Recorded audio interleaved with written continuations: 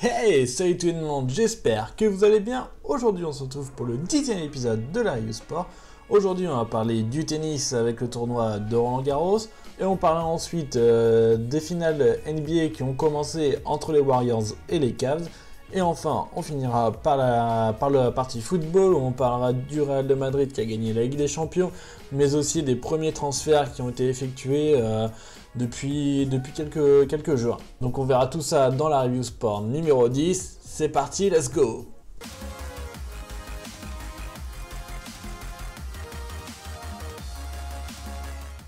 Et on commence tout de suite la partie tennis en parlant du tournoi de Roland Garros.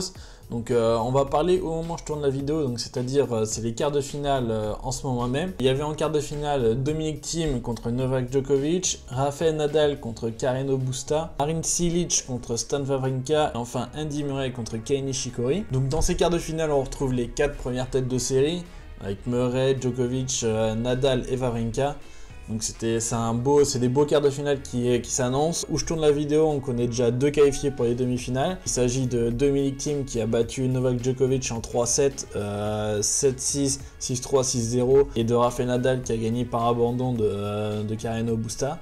Ça fera une demi-finale Thiem Nadal, grosse demi-finale je pense en perspective. Thiem qui a été monstrueux contre Djokovic, il était imbattable quoi, il jouait trop bien, il faisait pas beaucoup de fautes, des revers longue ligne monstrueux.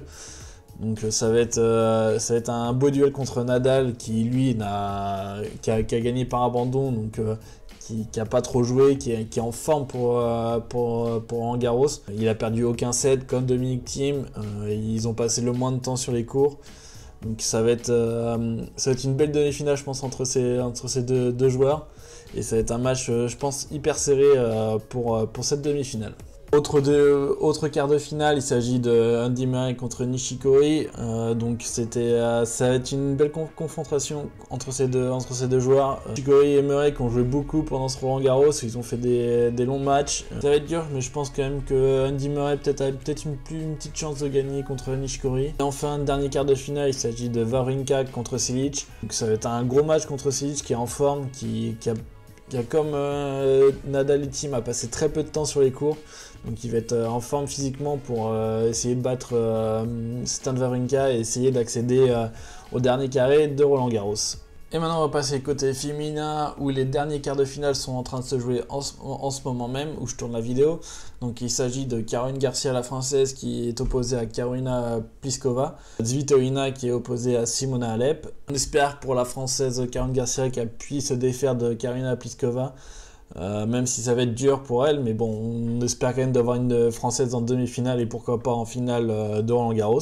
Mais bon, ça va être très dur contre la Tchèque. L'autre quart de finale qui se joue aujourd'hui même, c'est Svitolina Halep, donc c'est un gros match entre ces deux joueuses.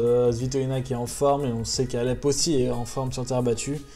Donc ça va nous donner un gros match je pense entre ces deux joueuses. Autre quart de finale, il y avait l'autre française Kristina Mladenovic qui était opposée à Timea Bacsinszky. Un match assez particulier où Timea Bacsinszky était quand même qui était forte, notamment avec son revers. La française Mladenovic n'est peut-être pas en forme, on avait l'impression qu'elle était un peu qu'elle n'était pas dans son match, elle n'était pas dans son match, même s'il y avait l'opportunité de peut-être au premier manche de gagner le set. Elle n'a pas réussi à concrétiser ses occasions et c'est une victoire, je pense, logique de la Suissesse, Bacsinszky, qui mérite amplement sa demi-finale à Roland Garros. Enfin, dernier quart de finale, il s'agit de la Lettonne Ostapenko contre la Danoise Caroline Wozniacki. C'était un match plaisant à regarder et notamment la Lettonne Ostapenko qui a envoyé ses coups, qui a envoyé des patates, des gros coups revers, coup droit monstrueux contre Wozniacki. Qui a malheureusement pas pu tenir la dragée haute durant toute la partie, même si elle a gagné le premier set. L'interruption de l'appui a quand même fait beaucoup de mal à Wozniacki. Et donc ça c'est la première demi-finale pour la Lettonne qui est jeune et attention elle a peut-être moyen de gagner son premier Roland Garros. Elle a toutes les qualités pour le faire, donc à voir pour la suite. passe maintenant à la partie NBA. On va parler des finales NBA avec les Warriors et les Cavs. Donc les deux premiers matchs se déroulaient aux Warriors, où on a vu deux tôles de la part des Warriors qui sont impressionnants. Donc le premier match, les Warriors ont gagné 113 à 91 avec un Kevin Durant monstrueux, 38 points, 8 rebonds, 8 passes. Et Stephen Curry, 28 points, 10 rebonds et 6 passes. Les Warriors qui étaient imbattables, qui rentraient tout, impossible à défendre. Et enfin, deuxième match, c'était aussi à Warriors. Donc victoire des Warriors 132 à 113. On a vu encore un excellent Kevin Durant, 33 points, 6 assists et 13 rebonds. Et enfin, Stephen Curry, 32 points, 11 rebonds, 11 assists et 10 passes. Donc les Warriors qui déroulent dans cette finale de conférence. Ce soir se joue le Game 3 à Cleveland. Donc il faut absolument que Cleveland gagne chez eux pour essayer de rivaliser face aux Warriors. Sinon je pense que ça va être un sweep assuré. En fait ils peuvent pas défendre les Cavs, j'ai l'impression. Ça vient de partout, Durant, Thompson, Curry, même Green. C'est impossible à défendre pour eux, donc ça va être très dur pour les Cavs. Qu'est-ce qu'on peut retenir pour les Cavs durant ces deux matchs? LeBron James, encore une fois, qui a été bon, qui a fait un triple-double sur le deuxième match, qui était pas loin du triple-double sur le premier, mais bon, ça n'a pas suffi. Irving qui était un peu en dessous durant le deuxième match. S'il n'y a pas un Kyrie Irving excellent, les Cavs ils pourront rien faire contre les Warriors. Et ça se voit dans le score, hein, presque 20 points sur chaque match. Ça montre la différence entre ces deux équipes.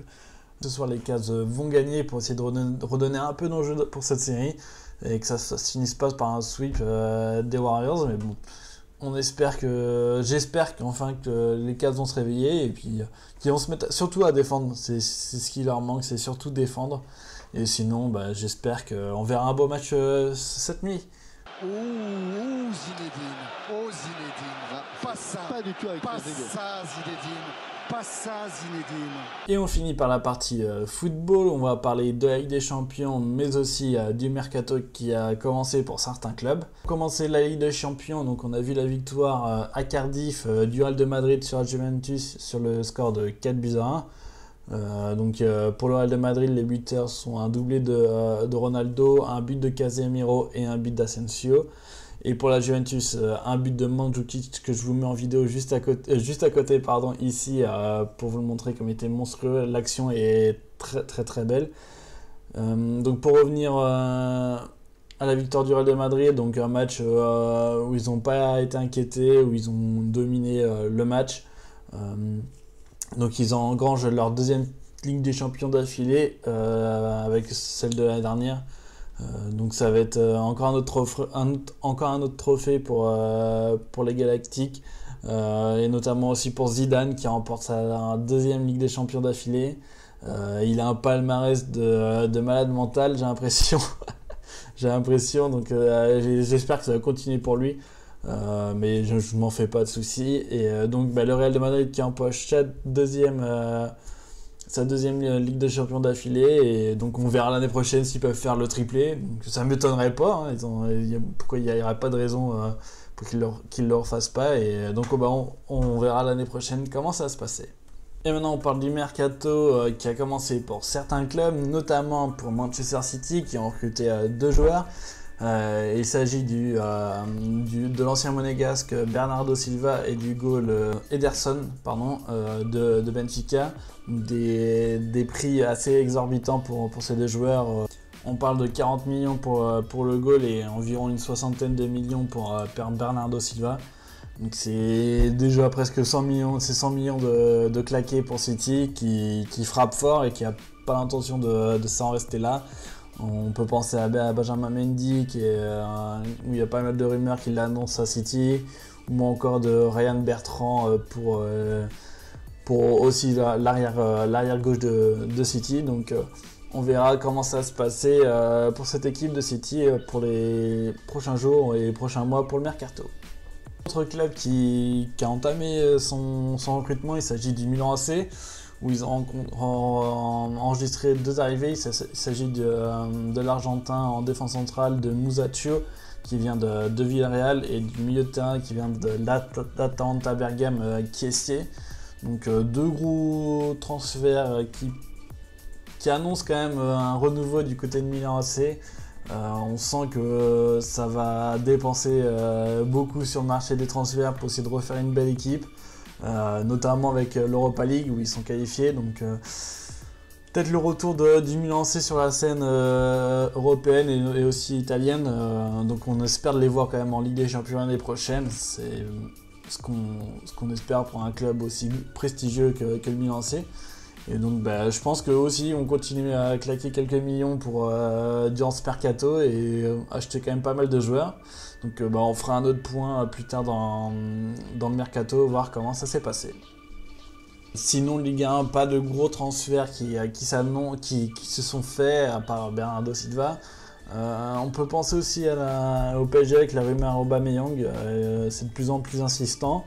Donc pourquoi pas l'arrivée d'Aubameyang à Paris, mais sinon ça reste pour l'instant calme côté Ligue 1 pour au niveau des transferts. Et voilà, la review sport numéro 10 se termine là-dessus. Donc si vous avez aimé, n'oubliez pas de mettre des pouces bleus, de commenter et de partager.